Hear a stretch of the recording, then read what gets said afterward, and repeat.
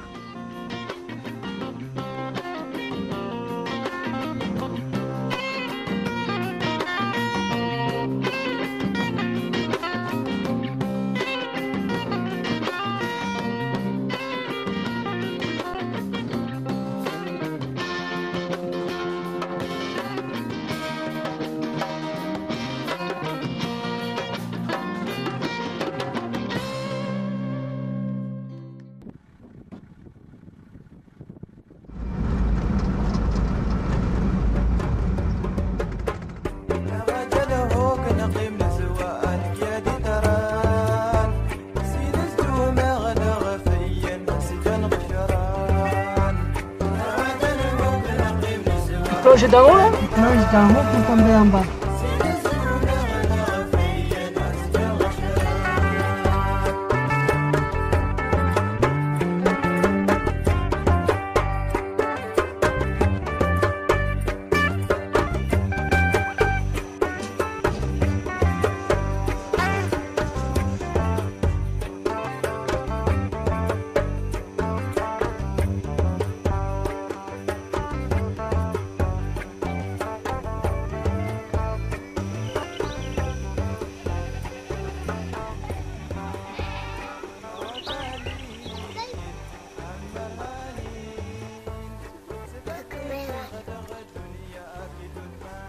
vous.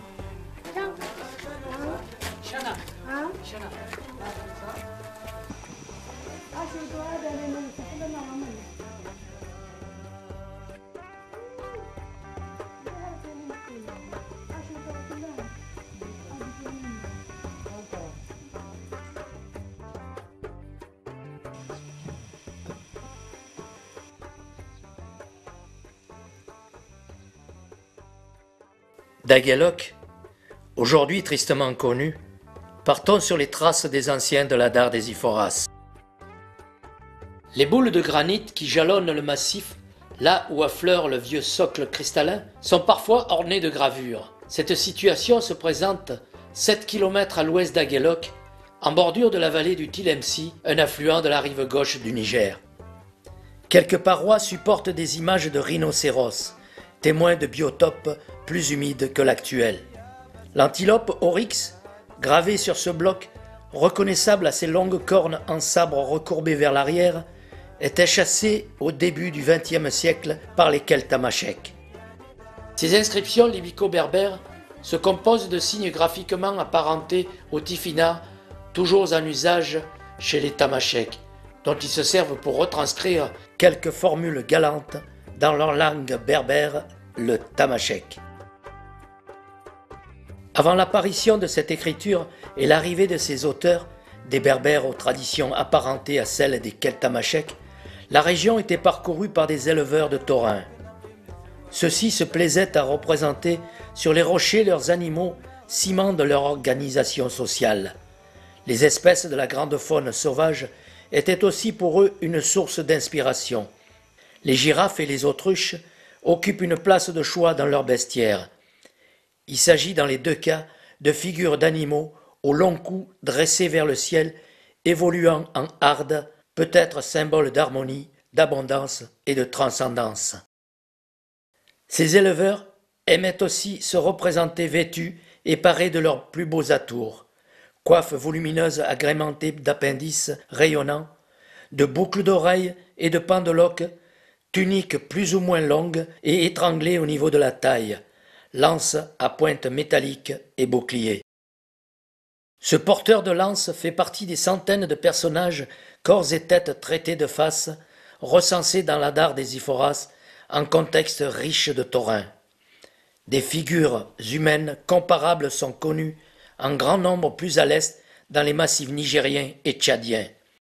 Elles témoignent de l'ascension sociale des guerriers au sein des sociétés pastorales du premier millénaire avant notre ère, alors que l'aridité était de plus en plus marquée en Afrique de l'Ouest.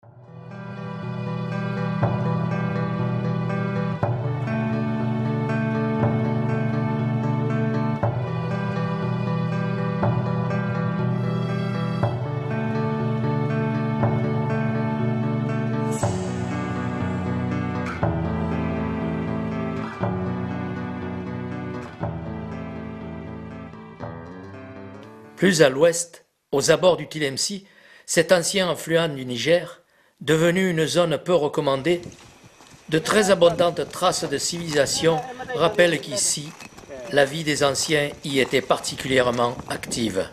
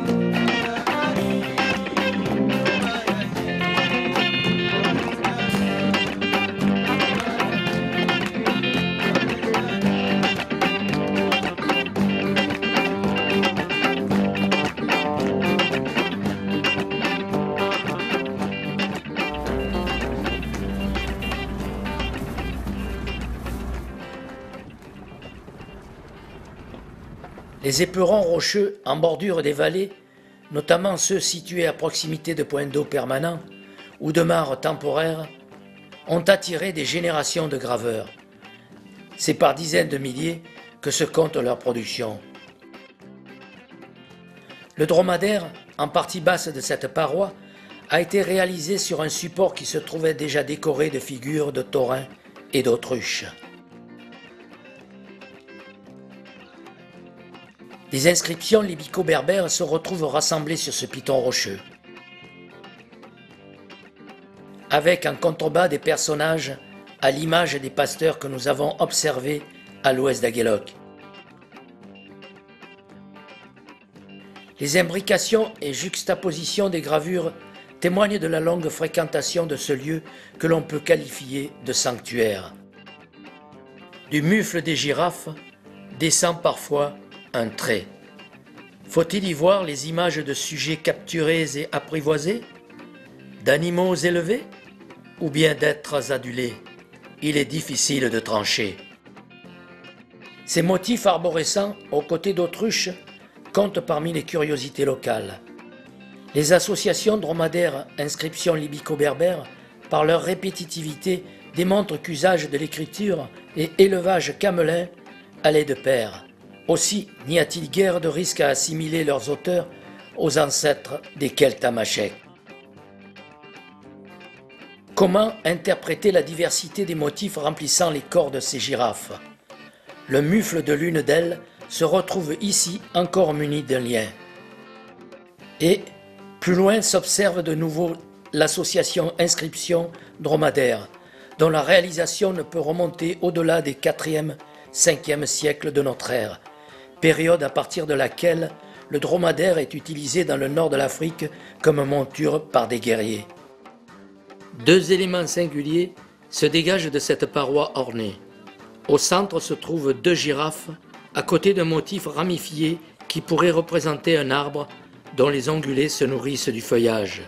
À cette représentation exceptionnelle de végétation s'ajoute en haut à droite la figure filiforme peu commune d'un porteur de lance.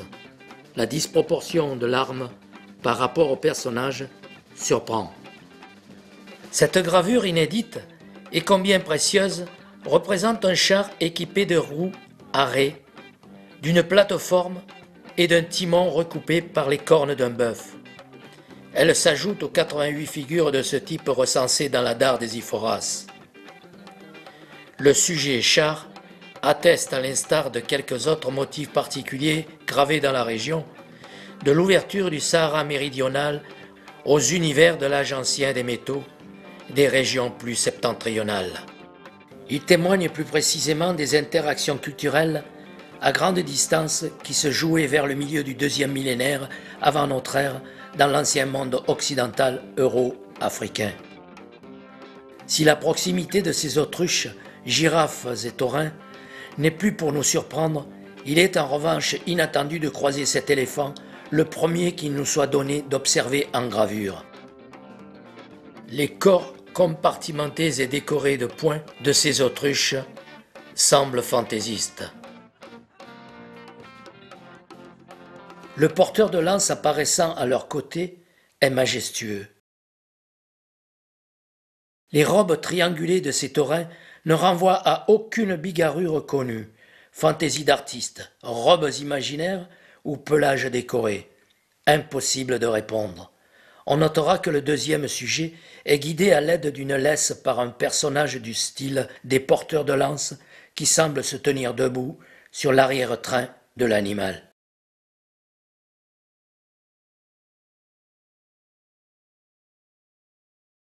Unique en son genre, tant par l'attitude que par le traitement de la tête et de la plume qui lui sert d'ornement, cet archer semble impliqué dans une chasse à l'oryx en compagnie de chiens et en présence d'autruches.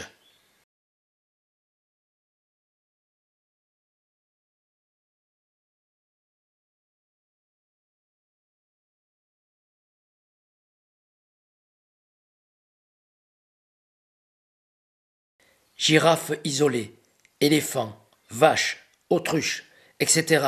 Tous ces animaux sont traités en quelques droites et courbes enlacées, sans rendu des perspectives.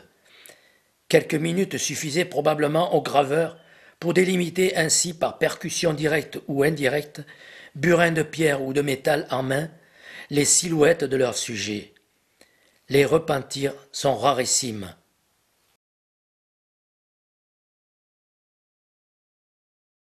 L'un des pachydermes figurés dans ce secteur se trouve cerné par 3 hommes armés de lances. Chasseurs de gros gibier en la circonstance, mais aussi guerriers à l'occasion et bergers l'essentiel de leur temps. Cette composition, riche en représentations schématiques d'animaux, comprend en partie haute la figure probable d'une hyène reconnaissable à sa longue crinière hérissée et à la déclivité de son dos.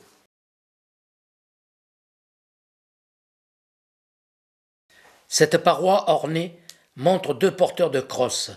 Celui de gauche a les jambes recoupées par la hampe d'une lance portée horizontalement par un personnage visiblement masculin au corps rectangulaire avec lanière croisée sur la poitrine. Cette superposition, ajoutée à d'autres de même nature connues dans la région, témoigne de 2 époques de gravure distinctes, à savoir d'une période ancienne au cours de laquelle la mode allait au port d'objets coudés et à la représentation de personnages aux silhouettes minimisées, suivie d'une période au cours de laquelle le port de la lance devint source de prestige. Le lien partant du mufle de cette girafe aboutit dans la main d'un personnage à silhouette filiforme de l'époque des objets coudés. Cette relation iconographique homme-animal évolue par la suite. En des temps plus récents, ces mêmes ongulés apparaissent menacés par des hommes appliquant directement la pointe de leur lance sur le dos des ongulés avant que ceux-ci ne soient dessinés pourchassés par des cavaliers et méharistes armés de javelots, ancêtres des Keltamachèques. L'art rupestre de la dard des Iphoras est loin d'avoir livré tous ses secrets.